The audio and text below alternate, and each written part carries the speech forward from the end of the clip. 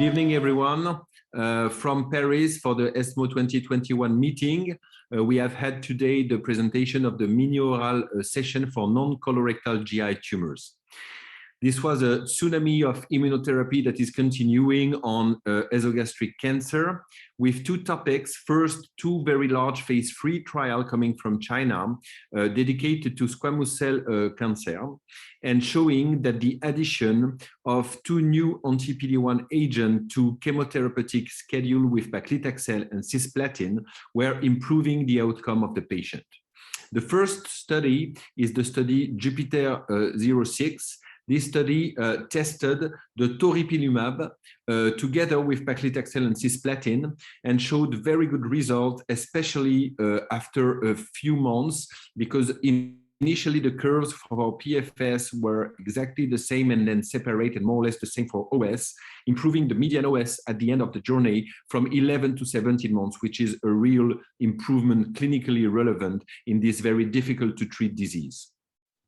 The second study was the study Orient 15, which is still ongoing for its recruitment with Caucasian people in the US and Europe, but has been presented for the Chinese and Asian patients.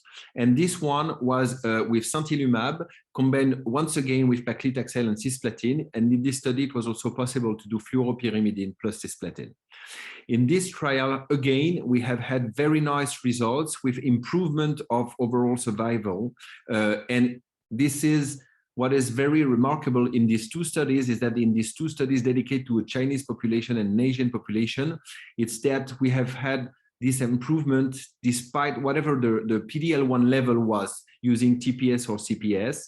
And this is a bit contradictory to what has been presented in the different previous trial, Checkmate or Keynote, for a population that was not only Asian, and in which we have seen that only patients with a CPS or PD-L1 staining high were responding well to the addition of immunotherapy. So we have to wait now in these two studies of what is coming next with the other population, non-Asian population, to see if we observe the same result. But clearly we can say that chemotherapy plus an anti-PD-1 agent is a new standard in the treatment of metastatic esophageal cancer first line. We have now to better decipher the role, prognostic and predictive role of PD-L1 staining. The second part of the presentation that we have selected for you are dedicated to HER2 positive gastric cancer, gastric adenocarcinoma this time.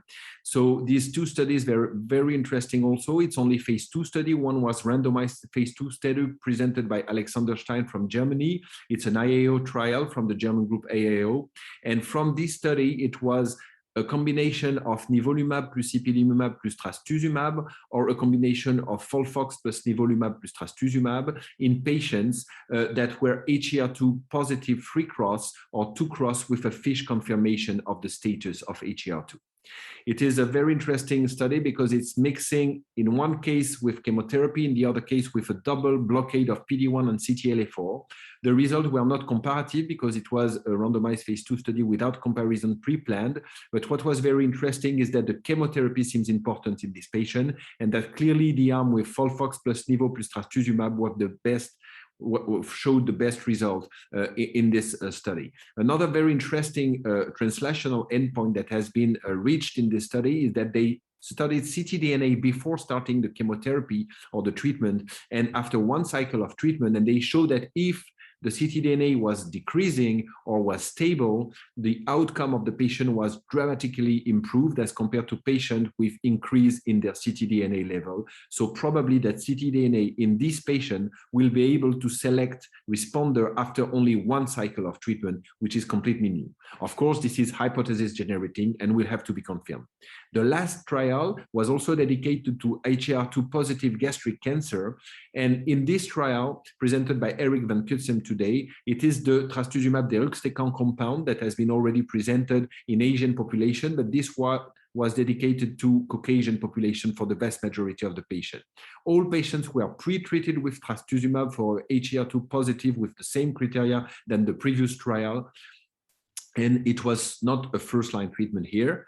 What can be observed is that the response rate was quite high, 38%. The disease control rate was more than 80%, very good control of the disease. The vast majority of patients were controlled, and it is a very promising result. Of course, it was not randomized and has again to be confirmed now probably in randomized trial, but the trastuzumab plus deruxtecan seems a very good opportunity in gastric cancer after the failure of chemotherapy plus trastuzumab, and maybe in the future, plus or minus immunotherapy.